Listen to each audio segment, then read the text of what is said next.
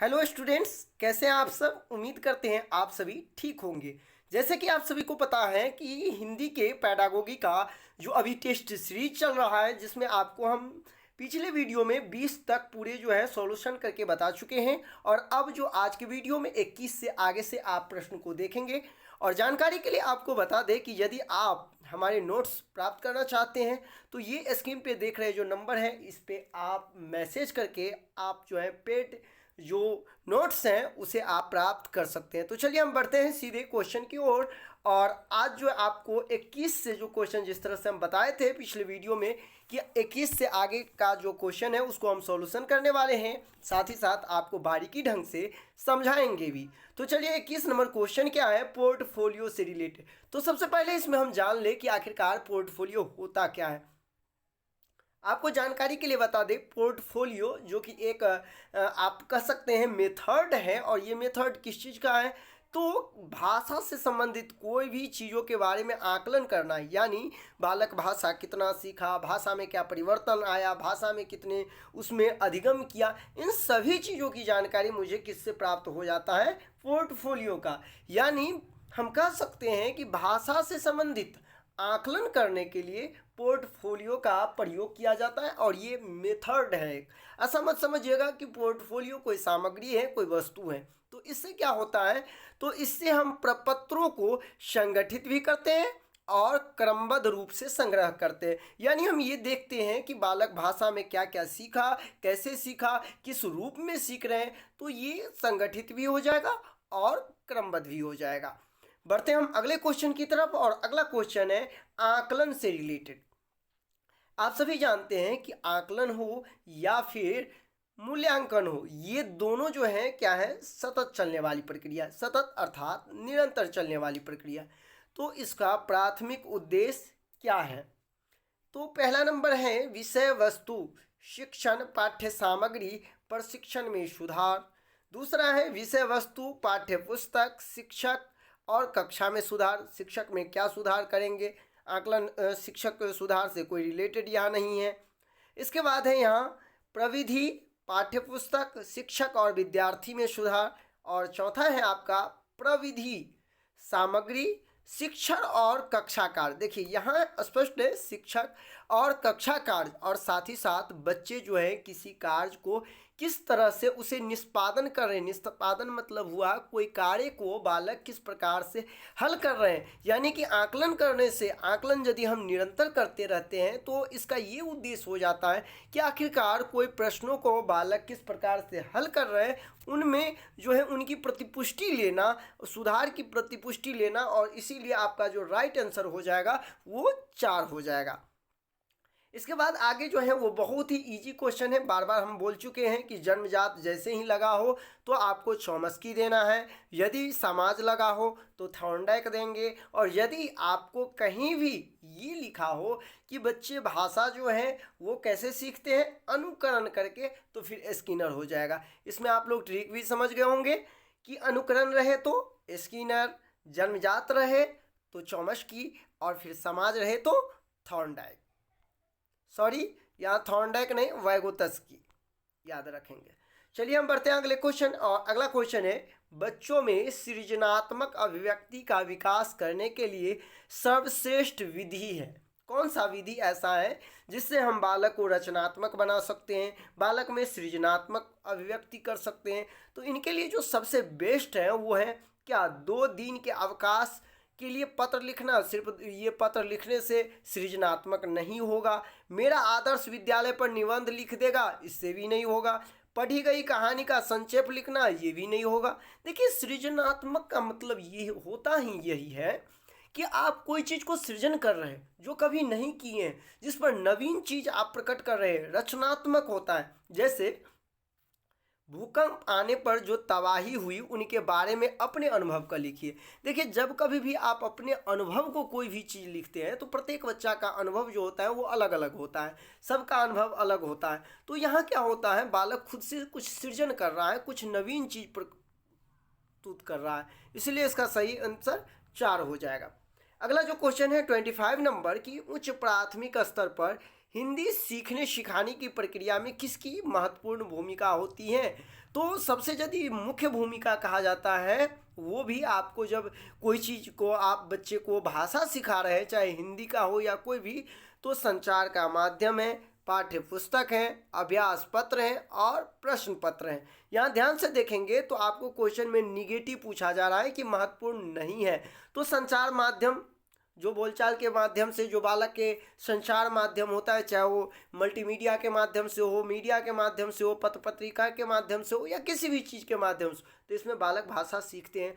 पाठ्य पुस्तक तो ऑलरेडी बच्चों को भाषा सिखाने में काम करते हैं, अभ्यास पत्रक ये भी, लेकिन सिर्फ प्रश्न पत्र जो है वो सिखाने की प्रक्रिया में महत्वपूर्ण भूमिका नहीं निभाते हैं, और ये आपका हो जाएगा निगेटिव, इसलिए 4 आंसर सही हो जाएगा।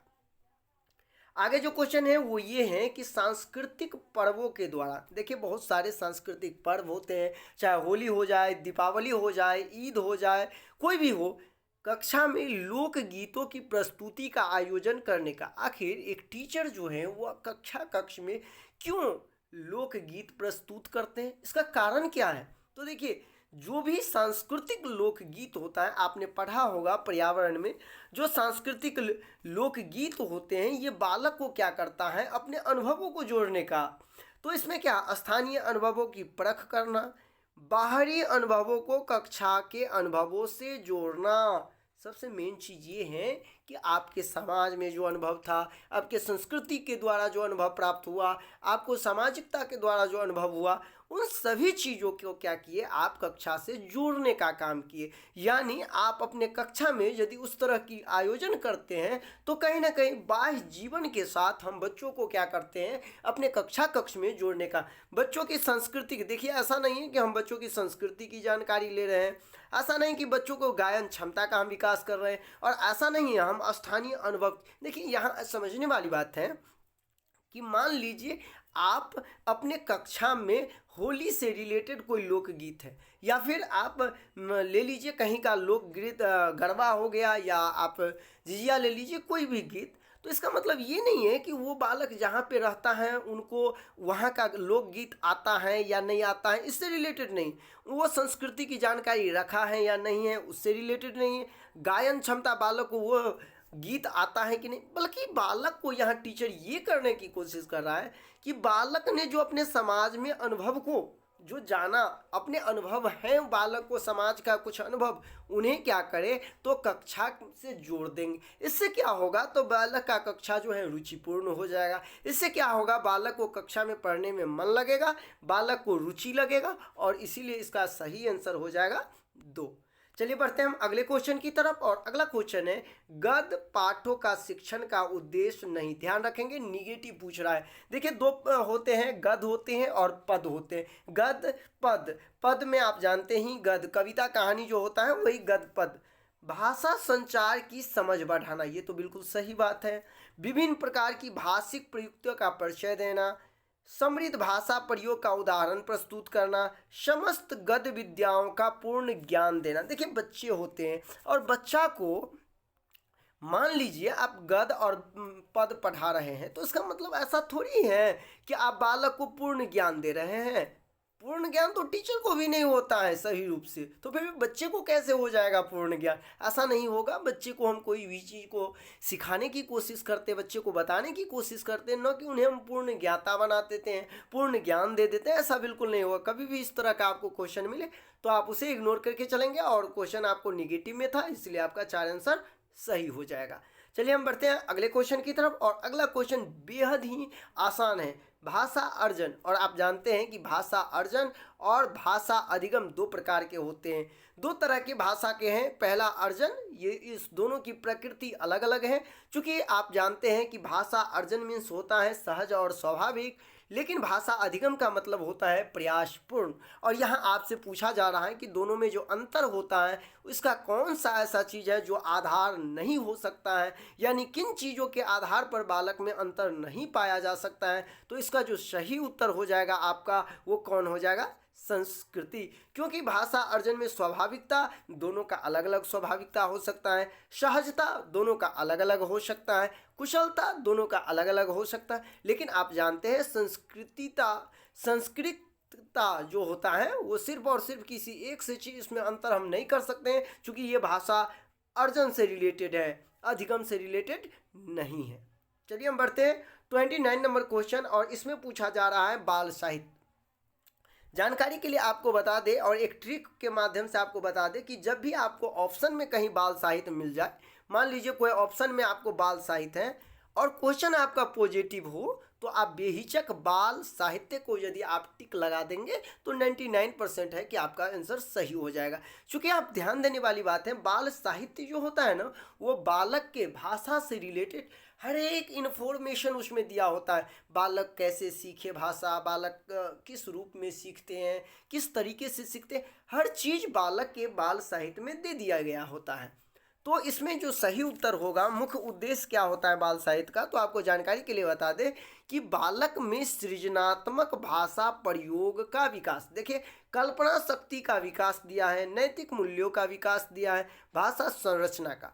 देखिए जब कोई बालक सृजन करेगा ना कोई चीज़ का सृजन, तो उसके लिए उसको कल्पनाशीलता की आवश्यकता भी होगी, नैतिक मूल्य की आवश्यकता भी होगी, और भाषा की संरचना भी जरूरी है। इसीलिए यदि हम सृजनात्मक भाषा का प्रयोग कोई बालक कर रहा है, सृजनात्मक मुख्य उद्देश्य यदि हम ले लेते हैं, तो कहीं ना कहीं जो आपके अन्य जो 3 उद्देश्य हैं वो सभी उद्देश्य का पालन हो जाएगा।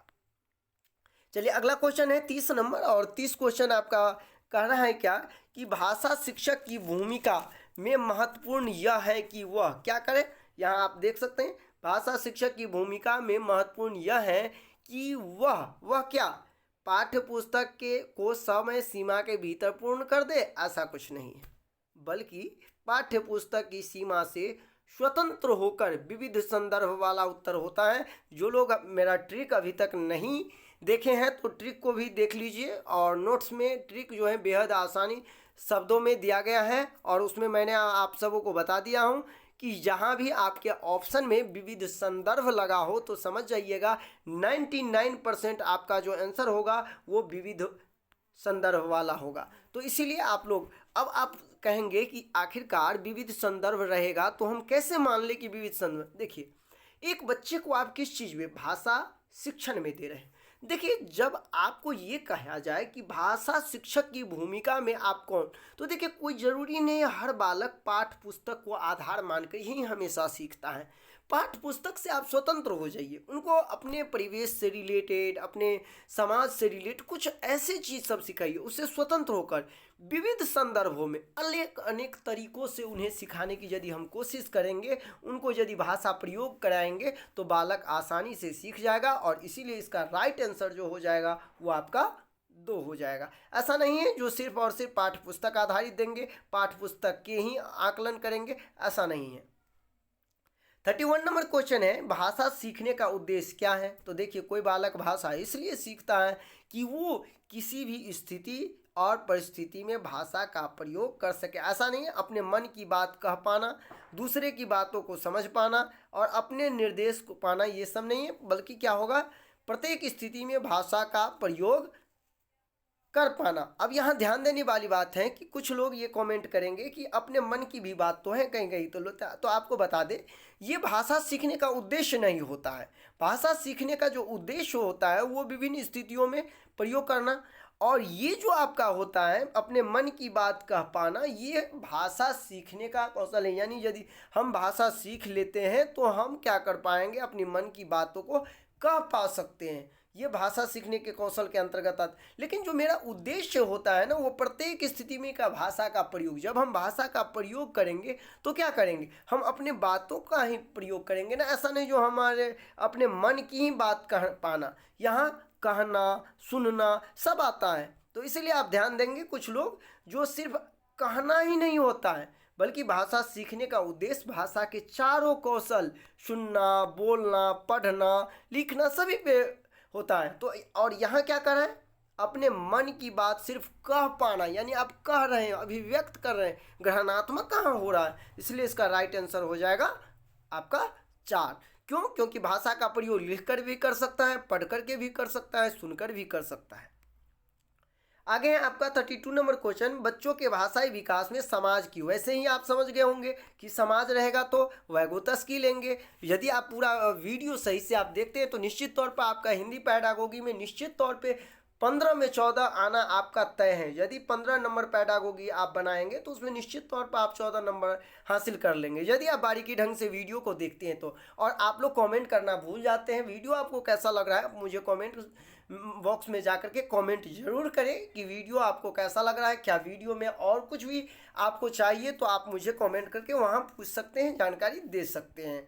चलिए हम 33 क्वेश्चन देख लेते हैं। 33 में है कि विद्यार्थियों की भाषाई विकास समग्रता से हो सके, इसके लिए सबसे उपयुक्त अनुशंसा होगी। भाषा विकास, देखिए हर टीचर चाहता है कि अपने बच्चे का भाषा विकास, समग्रता मतलब क्या होता है, समग्रता मतलब होते हैं बच्चे जो है भाषा में अच्छा हो, यानी हम कह सकते हैं यहाँ परिपूर्ण हो। इसके लिए आप क्या करेंगे, तो पहला है भाषा प्रयोग के विविध अवसर। सबसे पहले जिनको ट्रिक का यदि नोट्स मिल गया होगा तो उनको पता होगा जो विविध अवसर वाला उत्तर होता है, जैसे ही वो देखेंगे और टिक लगा देंगे, वो सोचेंगे भी नहीं।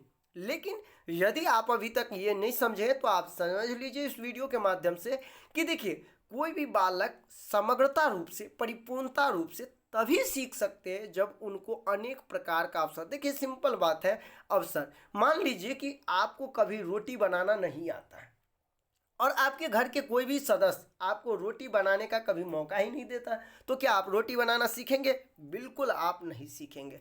कब तक नहीं सीखेंगे? जब तक आपको रोटी बनाने का मौका न मिले। ठीक उसी प्रकार भाषा का भी विकास तब तक आपका नहीं हो सकता है जब अनेक प्रकार का आपको अवसर मिले, अर्थात आपको मौका मिले।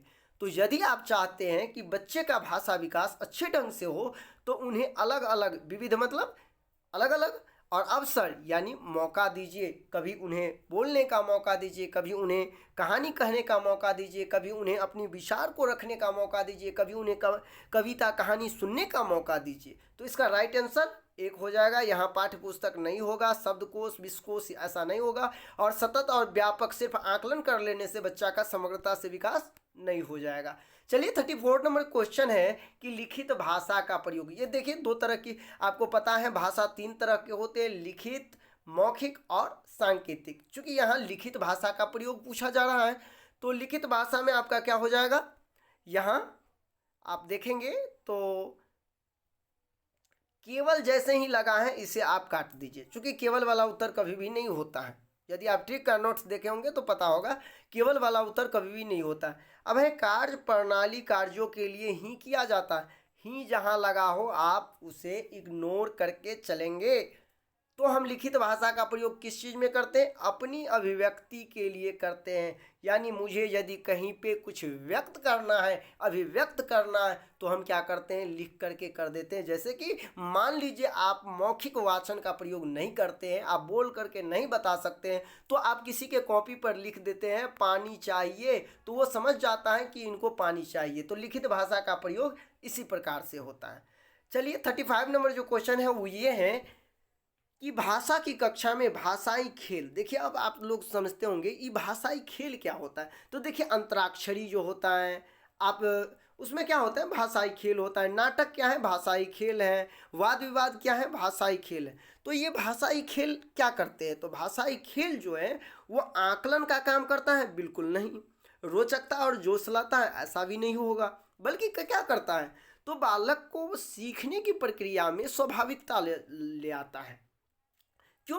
क्योंकि यदि वो बालक मान लीजिए वाद विवाद कर रहा है, मान लीजिए वो नाटक कर रहा है, तो नाटक में भी बालक भाषा का प्रयोग करेंगे, वाद विवाद में भी भाषा, तो ऑटोमेटिक क्या हो जाएगा, बालक में भाषा सीखने का जो उनका प्रोसेस होता है लैंग्वेज सीखने का, उसमें क्या ले आएगा, तो स्वाभाविक ले आएगा। यदि आप बालक को कविता वाचन, कहानी, वाद विवाद ये सब यदि आप अपने परिवेश में करवा रहे हैं तो ऑटोमेटिक सी बात है कि बालक भाषा सीखने प्रारंभ कर देगा। 36 नंबर क्वेश्चन है कविता कहानी पर चर्चा करने एवं प्रश्न पूछने का क्या उद्देश्य होता है। आखिर एक टीचर जो है कविता और कहानी का क्यों आयोजन करता है, तो जहाँ भी ऑप्शन में मात्र लगा हो ना तो उसे आप डायरेक्ट काट दीजिए, क्योंकि ऐसा नहीं होता है मात्र सिर्फ यही करना। कल्पनाशीलता का पोषण करना मात्र, ऐसा नहीं है। भाषा सीखने का आकलन करना मात्र, मात्र का मतलब हुआ सिर्फ और सिर्फ कल्पना ही कर सकता है और दुनिया का कुछ नहीं कर सकता है। तो ऐसा नहीं, कल्पना तो करेगा लेकिन और भी कुछ तो कर सकता है, आकलन तो करेगा लेकिन ऐसा नहीं सिर्फ आकलन नहीं करेगा। तो इसीलिए आपको ये दोनों कैंसिल हो गया। इसके बाद है भाषा की विभिन्न छटाओं। आप कुछ चीज़ को यदि ध्यान रखते हैं तो हिंदी पैडागोगी को बहुत ही आसान से बन। ये देखिए यहाँ क्या है, छटाओं, कहीं कहीं आपको क्या लिखा रहेगा, विद्याओं, क्या रहेगा, विद्याओं। तो जहाँ भी आपको ऑप्शन मिल जाए, भाषा के विभिन्न छटाओं, भाषा के विभिन्न विद्याओं और भाषा के विभिन्न रंगत, ध्यान रखेंगे कौन चीज, रंगत, ये तीन चीज जब भी आपको ऑप्शन में मिल जाए तो ध्यान रखेंगे वो हमेशा आपको पॉजिटिव होता है और 99% चांस है कि आपका आंसर सही हो जाएगा यदि आप भाषा के विभिन्न छटाओं को ध्यान में रखते हैं तो। और ये एक ऐसा टॉपिक है जो अक्सर आपको हिंदी पैडागोगी में देखने को मिलेगा। अब आप सोच रहे होंगे कि आखिरकार ये भाषा के विभिन्न छटाओं होता क्या है, किसे हम कहेंगे। तो देखिए, छटाओं का मतलब होता है कि भाषा के अंतर्गत चाहे आप गद्य ले लीजिए, चाहे आप पद ले लीजिए, चाहे आप निबंध ले लीजिए, चाहे आप नाटक ले लीजिए, ये सब जितने पार्ट हुआ ना, गद्य पद निबंध नाटक, ये सब छटाएं के अंतर आ जाएगा। यानी पहला छटा, दूसरी छटा, तीसरी छटा, चौथी छटा। तो यदि भाषा की विभिन्न छटा का अनुभव करवा देंगे हम बालक को गद्य का भी अनुभव करा देंगे, पद का भी अनुभव करा देंगे, कविता कहानी, जितने सारे चीज़ें, तो कहीं ना कहीं बालक को क्या हो जाएगा, इसमें भाषा में पूरे का पूरे जो है वो चीज़ सीख जाएगा। और इस चर्चा के माध्यम से बालक जो है भाषा के बारीकी ढंग से हर चीज़ को सीख जाएगा। समझ गए। इसके बाद 37 नंबर क्वेश्चन है, भाषा का अस्तित्व एवं विकास। देखिए, वैगोत्स्की का कहना था कि कोई भी बालक का भाषा का विकास और उसका अस्तित्व समाज से बाहर नहीं है। ये किसका कहना था, वैगोत्स्की का कहना था कि यदि कोई बालक भाषा सीखना चाहता है, यदि भाषा के लिए कुछ वो चाहता है, तो उनका कोई भी अस्तित्व समाज के बाहर नहीं हो सकता। ये जो लाइन है ना, वो वैगोत्स्की से लिया गया है। तो आप समझ गए होंगे वैगोत्स्की का क्या कहना था कि भाषा का अस्तित्व एवं विकास समाज से बाहर नहीं हो सकता है। यदि आप चाहिएगा कि बिना समाज के हम भाषा सीख ले, तो ऐसा संभव नहीं है। तो इसलिए इसका राइट आंसर समाज हो जाएगा। चलिए 38 नंबर क्वेश्चन है, किसी समावेशी कक्षा में कौन सा कथन भाषा शिक्षण के सिद्धांत के अनुकूल है। तो पहला ऑप्शन है, बच्चों को अपने अनुभवों के आधार पर भाषा नियम नहीं बना पाते, ऐसा तो कभी भी नहीं होगा। सही बात है। तो चलिए इसको आप साइड कर दीजिए। भाषा बच्चे जो हैं अपने अनुभव के आधार पर धीरे धीरे भाषा के नियम बनाने लगते हैं। आप देखे होंगे कि कुछ ऐसे भी व्यक्ति आपके समाज में मिलेंगे जो हिंदी बिल्कुल नहीं जानता है, वो मूर्ख है, तो हिंदी कैसे जानेगा। लेकिन वो शुद्ध हिंदी बोलने वाले परिवेश में रह करके वो भी शुद्ध हिंदी बोलने लगते हैं। आखिरकार क्या, वो व्याकरण तो पढ़ा भी नहीं, फिर भी कैसे हिंदी बोल लेता है, क्योंकि वो परिवेश के आधार पर उन्होंने सही रूप से बोलना सीख लिया और व्याकरण का प्रयोग करना जान गया। भाषा विद्यालय में रहकर अर्जित की जाती है, ऐसा बिल्कुल नहीं है। भाषा तो आप घर में भी अर्जित कर लेते हैं। यदि ऐसा होता तो फिर मूर्ख आदमी जो कभी विद्यालय नहीं गए हैं उनके अंदर भाषा होता ही नहीं, तो ये तो होगा नहीं। व्याकरण के नियमों का ज्ञान, ऐसा तो बिल्कुल नहीं है। जो व्याकरण का ज्ञान नहीं रहेगा तो बालक जो है वो भाषण शिक्षण जो है भाषा शिक्षण नहीं हो पाएगा। तो सबसे अच्छा है प्रिंट समृद्ध माहौल। प्रिंट समृद्ध माहौल क्या होता है, तो चलिए हम बता देते हैं पहले डिफाइन करके। देखिए, कोई भी चीज़ बच्चों को बता रहे हैं, जैसे कि मान लीजिए हम आम के बारे में बता रहे हैं, आम, तो एक होता है क्या, बच्चे को डायरेक्टली आम बोल देना, जो आम जो है खट्टा होता है, मीठा होता है, ये होता है, वो होता है। लेकिन जब हम उस कक्षा में एक इस तरह से प्रस्तुत करते हैं कागज़ पे, जहाँ पे आम का चित्र भी होता है या फिर आम लिखा भी होता है और उस आम पे हम समझाते भी हैं, यानी कि बच्चों को मौखिक रूप से भी दे रहे हैं और लिखित रूप से भी दे रहे हैं। तो इसमें क्या होता है, बालक बहुत ही बखूबी ढंग से, बारीकी ढंग से और अच्छे से समझ जाते हैं, क्योंकि उनके सामने मौखिक भी होता है और लिखित भी होता है। तो ये बालक को क्या करते हैं, भाषा सीखने में मदद करता है। वैसे भी आप ट्रिक के तौर पे याद रखेंगे कि जब भी आपके क्वेश्चन में प्रिंट समृद्ध माहौल उत्तर आ जाए तो 110% आपका जो आंसर है वो सही हो जाएगा। ठीक है, चलिए हम बढ़ते हैं 39 नंबर क्वेश्चन। प्राथमिक स्तर पर विद्यार्थियों के भाषा शिक्षण के संदर्भ में कौन सा कथन सही है। तो इसका जो सही उत्तर हो जाएगा आपका, क्या करें, कौन सा कथन सही है, तो आपका इसमें जो राइट आंसर है, जो आप देख ही पा रहे हैं ट्रिक के माध्यम से, समृद्ध भाषिक परिवेश। मैंने पहले ही आपको बता चुका हूँ कि जहाँ भी समृद्ध भाषिक परिवेश लगा हो तो आपका उत्तर जो है बिल्कुल सही होगा। लेकिन आप कहेंगे कि दो क्यों नहीं होगा, तो देखिए विरोधाभासी, ऐसा नहीं होता है कि बालक की जो विद्यालय की भाषा और परिवेश, मैंने बता चुका हूँ कि बालक के विद्यालय की भाषा और परिवेश की भाषा में क्या होना चाहिए, जुड़ाव होना चाहिए, और ये कह रहा है विरोधाभासी, तो बिल्कुल गलत हो जाएगा।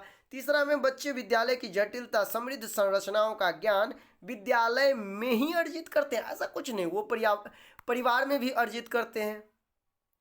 सतत रूप से की जाने वाली टिप्पणियां वाला उत्तर, कभी भी बच्चों पर हम टिप्पणी करेंगे नहीं, तो ये तो निगेटिव हो गया, इसलिए राइट आंसर 1 हो जाएगा। चलिए लास्ट क्वेश्चन है आपका 40 नंबर, और देख लेते हैं ये क्या है, फिर हम अगले जो है टेस्ट सीरीज में उनको फिर करने वाले हैं कल। तो लास्ट क्वेश्चन है, प्राथमिक स्तर पर कक्षा में भिन्न भिन्न प्रांतों के, देखिए अलग अलग राज्यों से, अलग अलग क्षेत्रों से बालक आपके विद्यालय में आया है, तो ऐसे में सबका भाषा भी अलग अलग होगा। तो स्वाभाविक सी बात है, ये टीचर के लिए किस प्रकार का काम करेगा, क्या ये अवरोध करेगा कक्षा में? तो आपको पता है जहाँ भी आप ये समझ जाए कि बहुभाषिक हो रहा है, तो बहुभाषिक रहे तो संसाधन वाला उत्तर होता है, ये मेरा ट्रिक है, आप इसे जान ले कि यदि आपको बहुभाषी क्वेश्चन में है तो डायरेक्टली कुछ नहीं, सिर्फ ऑप्शन में ढूंढना है जो संसाधन कहाँ पे लिखा है। चूंकि बहुभाषिक जो होते हैं वो समस्या नहीं होते हैं, वो संसाधन का काम करता है आपके लिए। तो समझ गए होंगे, उम्मीद करते हैं। ये वीडियो आपको कैसा लगा आप मुझे कमेंट करके ज़रूर बताएं, और अगले वीडियो में हम इससे आगे भी हिंदी पैडागोगी का जो सीरीज है वो करते रहेंगे। और यदि आप ये पूरे वीडियो को देख लेते हैं, पूरे हिंदी के सीरीज को देख लेते हैं, तो मैं गारंटी के साथ कह सकता हूँ कि आपको 15 में 14 नंबर आना तय है, यदि आप ट्रिक के साथ और इस तरह से यदि वीडियो को पूरे बारीकी ढंग से देख लेते हैं। तो आपको और भी कौन सब्जेक्ट का वीडियो चाहिए आप मुझे कमेंट करके बता सकते हैं, जिससे कि मैं उस पर भी वीडियो बना सकूं। अभी के लिए बस इतना ही, बने रहें मेरे इस YouTube channel CTET success classes पे। धन्यवाद।